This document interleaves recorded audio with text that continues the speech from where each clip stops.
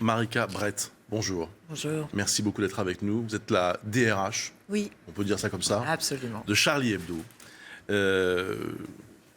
J'ai senti tout à l'heure, lorsque vous regardiez avec nous ces images de l'attentat, qu'il y avait à nouveau beaucoup d'émotions, comme un frisson même. Ça ne s'est pas estompé. Non, ça ne s'est pas estompé. Ça ne s'est pas estompé parce que, effectivement, le 7 janvier, et puis c'est le premier anniversaire, c'est un anniversaire où je pense que toute l'équipe, ce matin, a la boule au ventre, a mal au cœur, et mal, les familles, les proches. Mais en plus, 7, 8, 9 janvier et 13 novembre. Le 13 novembre. Vous n'étiez pas dans les locaux de Charlie Non. Ce matin-là? Non. J'étais en rendez-vous. J'avais éteint mon téléphone. J'ai rallumé mon téléphone à 11h30. Beaucoup de messages, j'en ai écouté 2. J'ai pas écouté le reste, puisque j'ai évidemment... C'était des messages de l'équipe? Non, c'était des messages de proches qui m'informaient de ce qui se passait. J'ai compris tout de suite. Vous avez compris tout de suite parce que, quelque part, vous vous y attendiez? Non, je peux pas dire que je m'y attendais vraiment. Je crois que personne ne pouvait s'attendre à ce qu'une rédaction soit attaquée et décimée de cette façon-là à la Kalachnikov en plein Paris. C'est quand même la première fois en France que ça se passe. Par contre, j'ai compris parce que depuis des années, et notamment Charme, était menacé et Charme faisait partie des 10 personnalités les plus recherchées par Wanted mort au vif par Al-Qaïda Yémen et sur le journal Inspire. Donc là... Qu'est-ce qui a changé depuis un an pour vous dans vos sentiments par rapport à ce qui s'est passé? Est-ce qu'il y a toujours, peut-être, je ne sais pas, de la colère? Est-ce qu'il y a toujours... Qu'est-ce qui domine chez vous aujourd'hui, le 7 janvier 2016? La rage. On a passé une année, toute l'équipe, à devoir se reconstruire individuellement pour tenter d'arriver à nouveau à une équipe de journal. On a passé une année entre les larmes, le chagrin et cette volonté de faire ce journal toutes les semaines. Ce qui me reste aujourd'hui, et les images de ce matin, c'est eux tous, bien sûr. C'est Charme, évidemment. C'est Cabu qui nous a tellement appris qu'il fallait se battre et qu'il fallait avancer. Et qui a fait toute sa vie, c'est la vie de Cabu et la vie de tous, d'ailleurs, de Volin aussi, et de tous, c'est un chef-d'œuvre. Ce sont des chefs-d'œuvre qu'on a assassinés aussi. Et ils nous ont donné cette force aussi. C'est pour ça que je dis la rage, c'est la rage de la tristesse, mais c'est la rage pour avancer. Vous parlez de rage, est-ce que vous en voulez à quelqu'un et à qui aujourd'hui?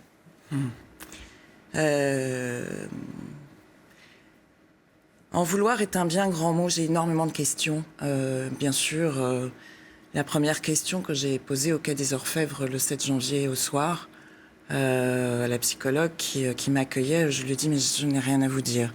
Et elle me dit « si vous ne pouvez pas dormir comme ça », je lui ai dit « écoutez, la seule question que j'ai à poser, la seule, là, maintenant, tout de suite, évidemment, elle concerne Charme, c'est pourquoi n'avez-vous pas su le protéger ?»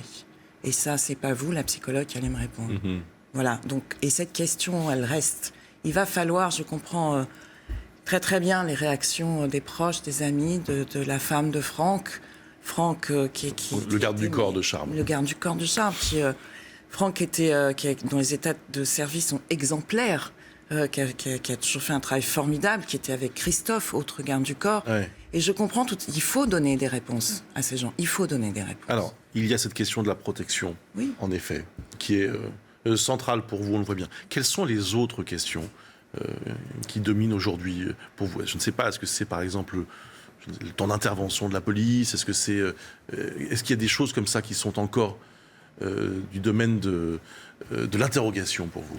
Tout est du domaine de l'interrogation. C'est forcément toutes ces longues minutes et tout ce qui s'est passé et tout ce qu'on a raconté. On veut savoir ce qui est vrai, on veut savoir ce qui est faux. On veut savoir, voilà, pourquoi du côté de Hamedi Koulibaly, L'enquête a avancé rapidement. Il y a des complices qui sont nommés. Et pourquoi du côté des frères Kouachi, il y a très peu de choses. Par exemple, vous aimeriez savoir qui est le commanditaire? Oui.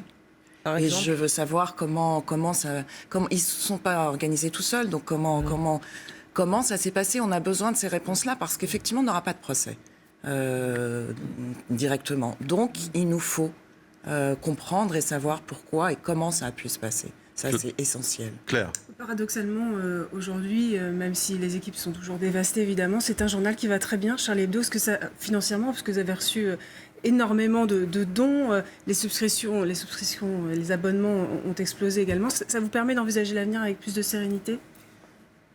Forcément, ça nous permet d'envisager l'avenir avec plus de sérénité. Ça nous permet, c'est un paradoxe, mais vous savez, c'est terrible. Charlie Hebdo a été en difficulté économique un certain nombre de fois. L'était particulièrement à la fin de l'année 2014, même s'ils avaient remis à flot. C'est-à-dire qu'en fait, les dettes étaient épongées, mais ça repartait à zéro, ce qui est très dur. Hein. Presse repartir avec rien, c'est difficile, mais ils en étaient là. Simplement, se dire qu'aujourd'hui, grâce à ces milliers de soutiens, nous pouvons continuer, c'est formidable.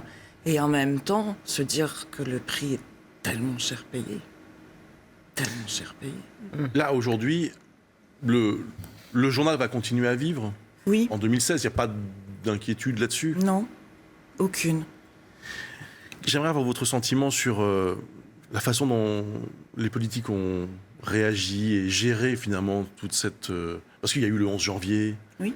Bien sûr, et puis il y a eu ce qui a suivi, c'est-à-dire une union nationale qui a rapidement volé en éclats. Est-ce que vous avez regardé ça avec détachement ou au contraire avec intérêt? Le 11 janvier nous a fait du bien.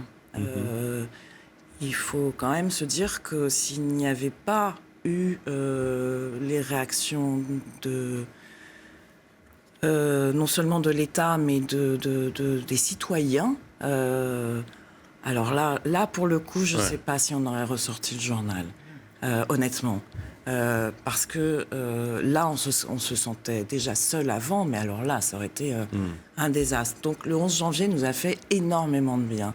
Moi, j'ai beaucoup de mal avec tous ces gens qui se sont permis de critiquer cette réaction citoyenne du 11 janvier, qui ont mis des interprétations absolument délirantes. Ne pas être Charlie, tout d'un coup, c'est devenu le débat. Non, le 11 janvier, ça a été des millions de gens ici en France, mais ailleurs dans le monde, qui ont exprimé des messages assez simples, mais qui étaient fondamentaux, c'est-à-dire qui vont du non au terrorisme à on ne meurt pas en France pour un dessein.